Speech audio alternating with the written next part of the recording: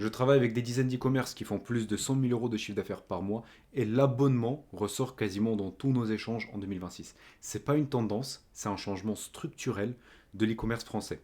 Tous les grandes marques qu'on connaît, qui font des millions, Nali, Pire, Aloe, Paris, Bonjour, etc., misent all-in, misent tout ce qu'ils ont sur de l'abonnement, sur ce business model-là. Pour deux raisons. Je vais vous les expliquer dans cette vidéo, mais ces raisons, c'est les fondamentaux qui transforment ce business model en une machine à cash, machine à profit. C'est la meilleure façon que je peux vous le dire.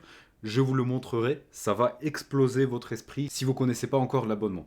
Et je vais vous montrer aussi trois choses à faire dès aujourd'hui, dès maintenant, pour intégrer ça dans votre e-commerce, adapté à vous.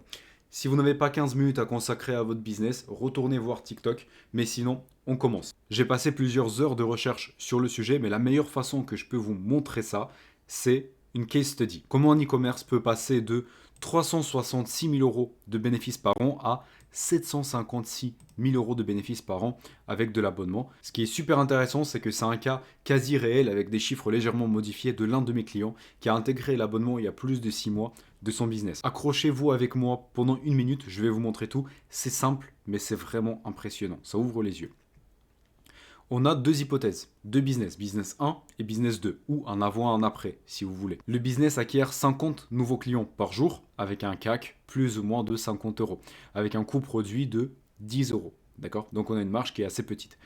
Panier moyen sur le client one shot, donc sur celui sans abonnement, 70 euros, et on a à peu près 20% de un taux de rachat, taux de récurrence naturel, on va dire, trimestriellement.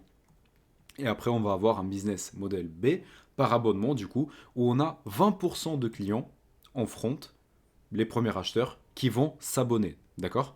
Et du coup, leur panier moyen va être 60 euros parce qu'il faudrait leur offrir une petite offre. Je vais vous montrer ça sur la case study de Nali.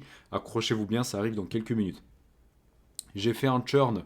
Churn, c'est combien de personnes vous quittent chaque mois, parce que du coup, vous allez avoir du churn si vous faites de l'abonnement.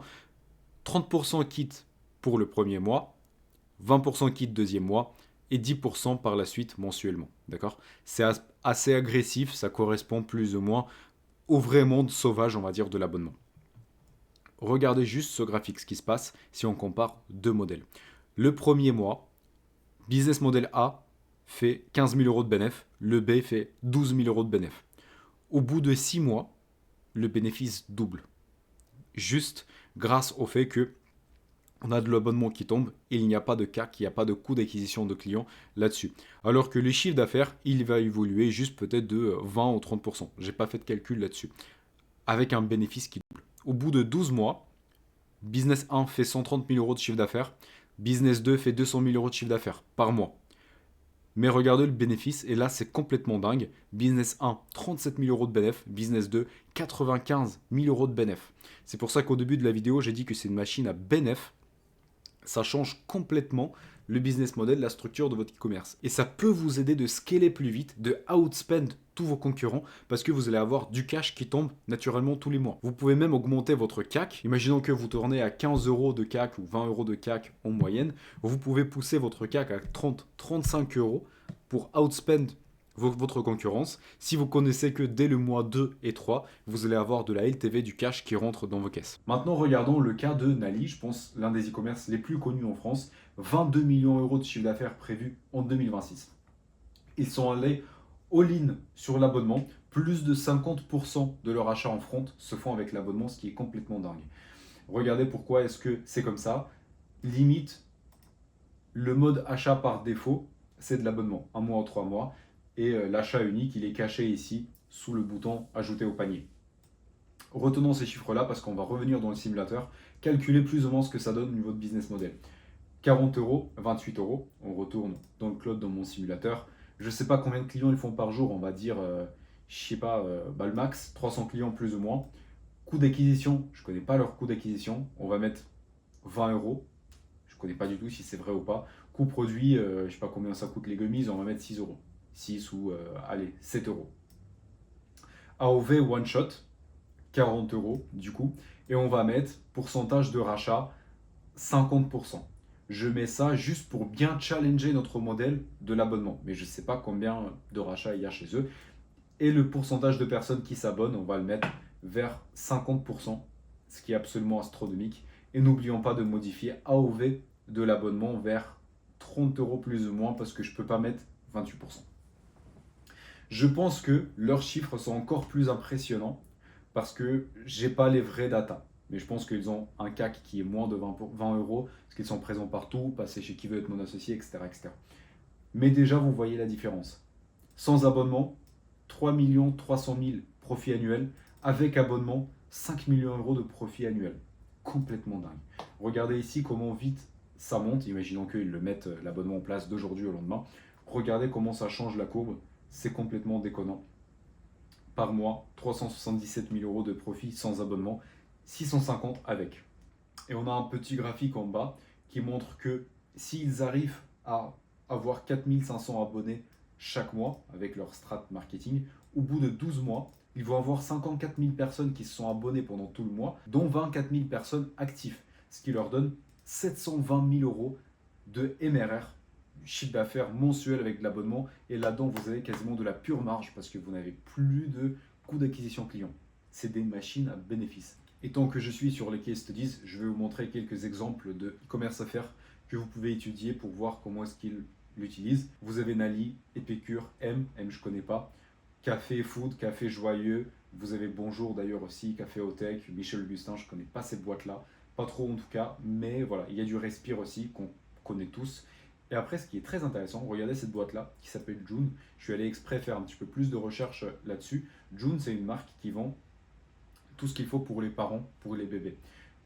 Leur abonnement, c'est 65 euros par mois pour les couches June, du coup. Ce qui est super intéressant, si la personne est intéressée et satisfaite par leurs produits, elle va rester avec eux pendant des années. Je ne sais pas combien de temps que le gamin il a besoin de couches, mais imaginons c'est 1 an, 2 ans, 3 ans. Imaginons que le parent, il a plusieurs enfants, 2, 3 enfants. Il peut rester avec eux littéralement pendant des années, plus de 3, 4, 5 ans. C'est ma supposition, je ne connais pas bien évidemment les chiffres exacts, mais je pense que vous avez des e-commerce comme ça, où la récurrence, elle vient un peu naturellement, et vous pouvez avoir un client qui reste avec vous littéralement pendant 5 ans, abonné à vos produits, ce qui est complètement dingue, et c'est vraiment du jamais vu sur du e-commerce, on va dire, classique, où il faut aller chercher le client, chercher le réachat, alors que dans le modèle d'abonnement, ça court tout seul chaque mois. Maintenant, pourquoi est-ce que ça fonctionne maintenant, en 2026, et encore il y a 12 mois, ça ne fonctionnait pas du tout? Il y a deux raisons principales à ça, très important de le comprendre parce que c'est les fondamentaux de ce business model.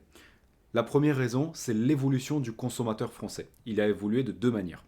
La première chose, il a de plus en plus de confiance vers les e-commerce.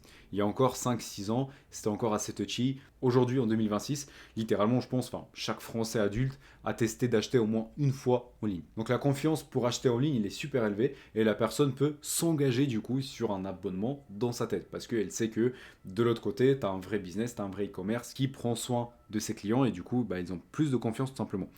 Deuxième raison, c'est le pouvoir d'achat qui est en baisse pour les Français.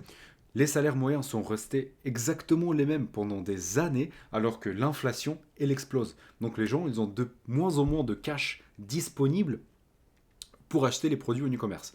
Et comment est-ce que ça change tout? Regardez Nali. 40 euros achat unitaire, 28 euros achat en abonnement.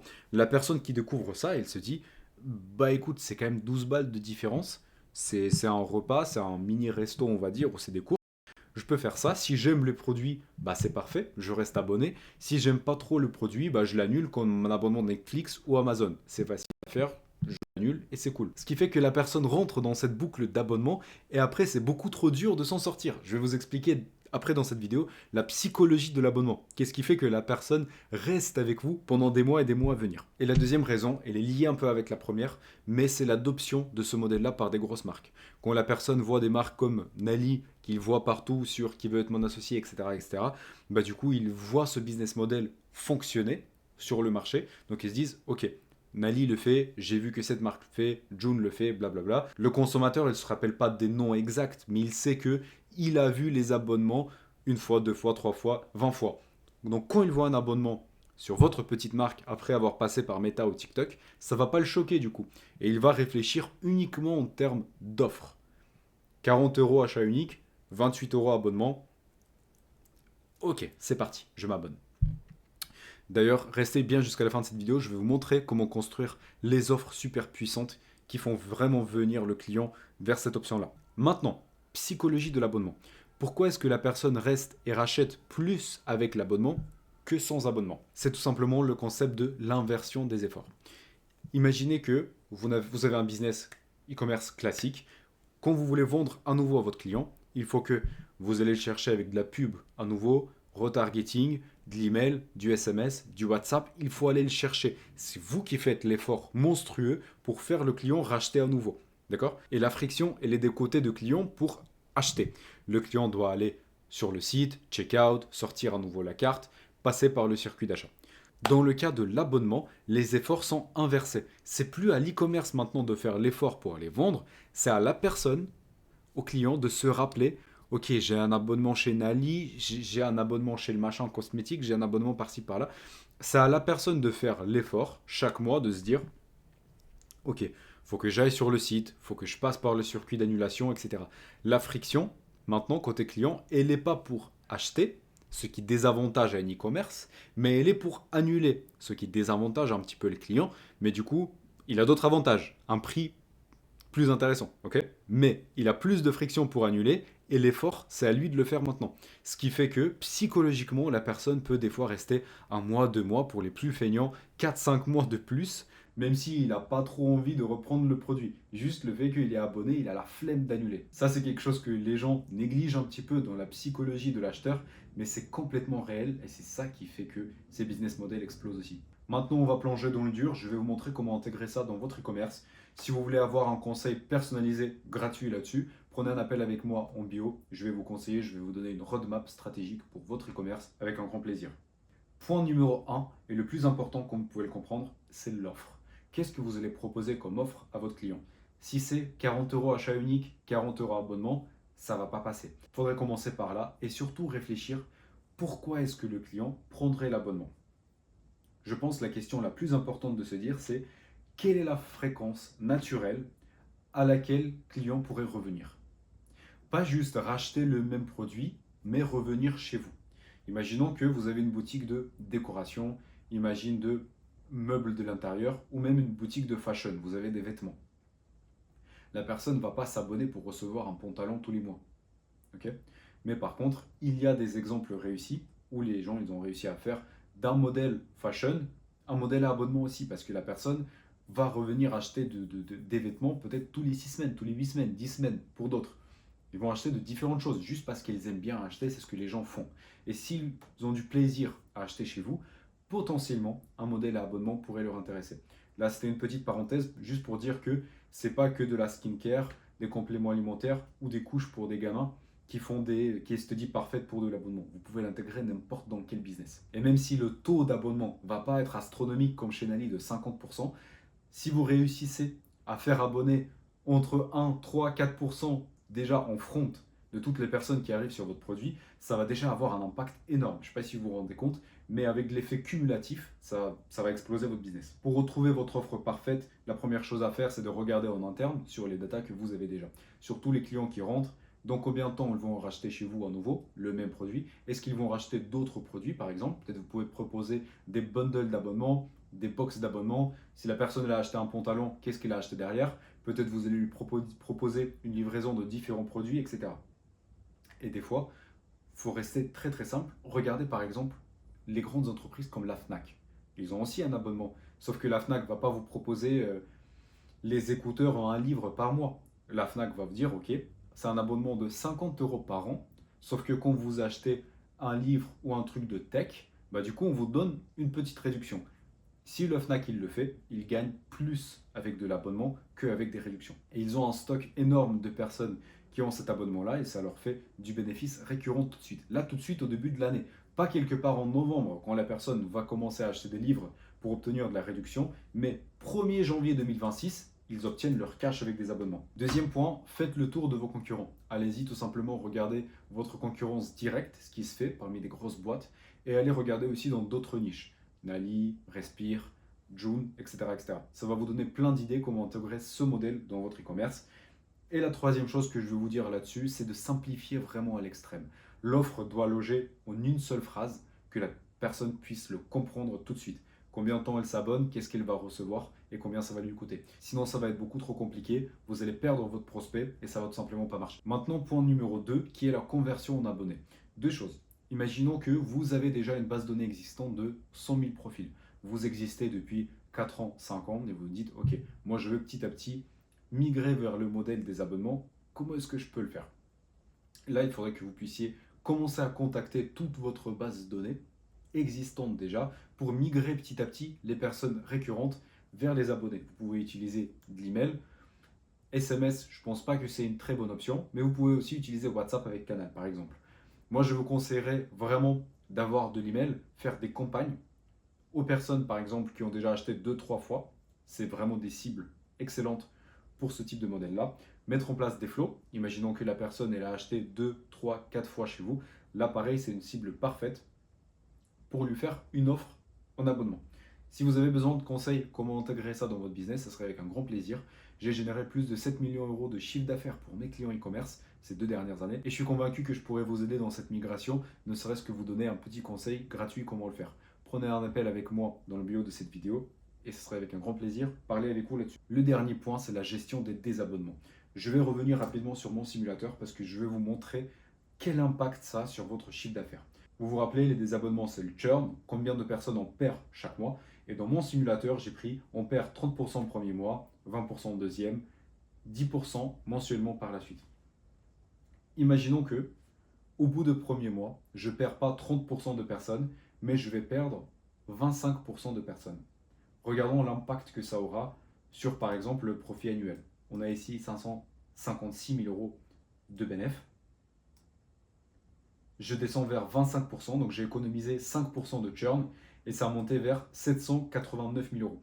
Donc plus de 33 000 euros de bénéfices par an, juste en jouant un petit peu avec le taux de churn. Si j'arrive à baisser mon churn de 5% ici, 5% ici, et 5% par là, ou 2% par là, j'ai rajouté quasiment plus de 100 000 euros de bénéfices par an. Le churn, ça va être vraiment le sujet le plus important à gérer pour les abonnements. Comment faire la personne rester avec vous le plus longtemps possible. Il y a une chose super importante que j'ai notée, la pause change tout. Le fait de laisser l'option à la personne de mettre en pause son abonnement va vraiment vous aider à prolonger la vie de votre abonné et de diminuer la churn très très fortement. Parce que la personne peut vouloir mettre en pause leur abonnement pour plusieurs raisons. Imaginez qu'elle part en vacances pendant 1 mois ou 2 mois. Elle ne veut pas recevoir son produit à la maison, elle ne veut pas pouvoir le consommer. Elle a un petit trou de budget. Elle a dépensé un peu trop, elle est en découvert. C'est fin d'année, elle a dépensé pour les cadeaux, j'en sais rien. Il y a une millier de raisons. Elle prend d'autres médicaments. Tu vois, par exemple, complément alimentaire, Nali, je ne sais pas, Safran, ce que ça fait. Imaginons qu'elle doit prendre d'autres médicaments en parallèle. Elle veut stopper Safran pour l'instant. Il y a une millier de raisons pourquoi la personne voudrait mettre en pause et pas annuler tout de suite. Cette option doit être visible, facilement d'accès, poser ou reporter la facturation et la réception de la marchandise du coup. Très important. Par la suite, la communication avec la personne après l'abonnement.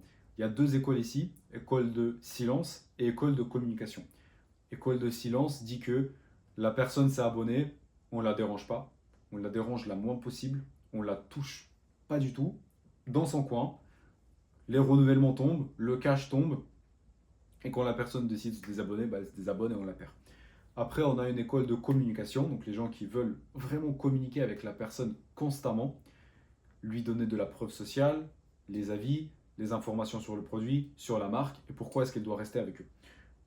Je pense que les deux fonctionnent, mais je pense que l'école de communication, surtout si vous avez un très très bon produit, que les clients aiment, et où ils ont vraiment un besoin, on va dire, physique ou émotionnel, psychologique de rester avec vous, l'option de la communication sera plus efficiente.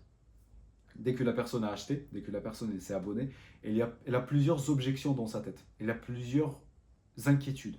Et elle se dit, est-ce que j'ai fait un bon choix? Est-ce que j'aurais dû m'abonner pour économiser 12 balles? Est-ce que je ne vais pas me faire avoir? Cette période-là, c'est là où vous pouvez vous positionner comme top of mind et comme une brand vraiment très très sérieuse. C'est ici où il faudrait communiquer sur votre produit, comment le prendre, comment l'utiliser, donner de la preuve sociale, donner beaucoup plus d'avis.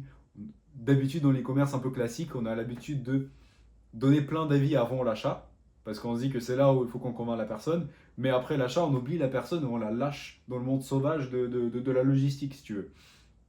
Mais après l'achat, la personne, elle a autant d'objections comme avant l'achat. Elle s'inquiète, comment ça va se passer.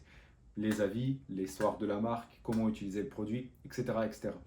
Et après, quand la personne est restée avec vous, deuxième abonnement, troisième, quatrième, etc., je pense que un ou deux emails maximum par mois vont suffire, juste pour donner des nouvelles par rapport à la marque, par rapport au produit, par rapport à la preuve sociale, et surtout parler de l'effet cumulé de votre produit, si c'est des compléments de la skincare.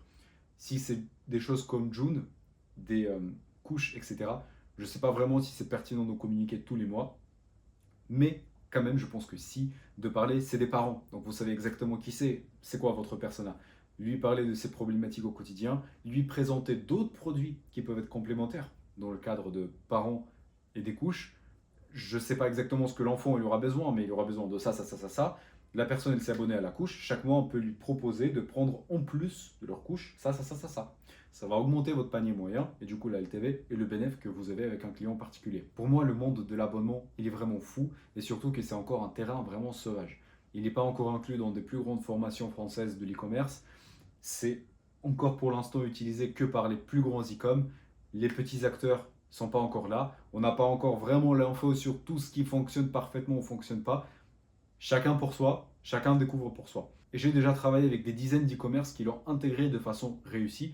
Si vous voulez avoir un petit peu plus d'infos là-dessus, plus de feedback, comment implémenter, comment le faire, ce serait avec un énorme plaisir de vous aider là-dessus, même de vous aider à construire une stratégie personnalisée pour votre e-commerce. Vous pouvez prendre un appel avec moi en bio et ça serait avec un énorme plaisir de vous aider.